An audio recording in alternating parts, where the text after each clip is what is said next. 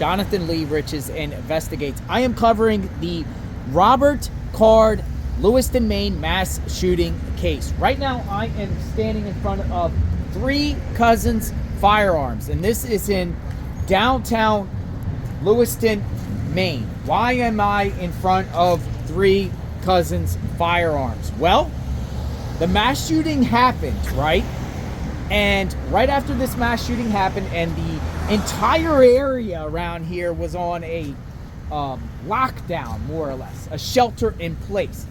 This store decided to stay open. They were originally going to shut down just like most of the other businesses, but this store here, this gun store, decided to stay open because of the demand they were receiving for firearms from residents and community members around here. People wanted to get firearms because they were scared and worried that a gunman was on the loose. Let me share this report by the Daily Mail because they talk about this location right here. Three Cousins Firearms, gunsmithing and archery, right? And it says, Maine gun store owner overrun with customers after telling scared residents to come down for protection or ammo after bowling alley massacre. Also, it happened at bowling alley and also a bar, right? And it says, a gun store in Maine that had planned to close for the day while police hunted for gunman Robert Card was overrun Friday after opening its doors to frantic members of the public wanting to arm themselves. Three Cousins Firearms in Lewiston, Maine was among businesses that opted to close for Friday while the hunt for Card continued. But after receiving online requests and messages to open, the store decided to satisfy the demand. And here's a picture inside that location here. It's closed right now. They're closed today. In a Facebook announcement on Friday morning, the store said, with numerous messages, we have decided to give it a go today at 10 a.m. If anyone needs some protection or ammo, come down to Three Cousins Firearms, 201 Lincoln Street. This is 201 Lincoln Street. On its Facebook page, the store fielded questions about what kind of ammo it has left in its inventory. Card remained on the run after leaving a rifle and apparent suicide note to his son. We don't know it's a suicide note. So it's interesting, right?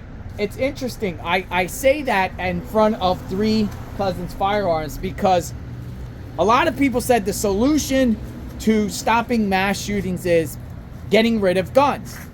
But it also can have the opposite effect where people actually stock up on guns. People feel like they want to protect themselves, their life, their liberty, their families. So instead of people disarming, more people arm because of mass shootings. That's my take on that situation. If you lived in the area and you knew a gunman was on the loose because for 2 days in this community, for 2 days, they didn't find him.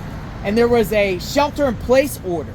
And a lot of the businesses around here were shut down. And people stayed indoors. And families didn't take their kids out. And kids didn't go to school. And people didn't go to work.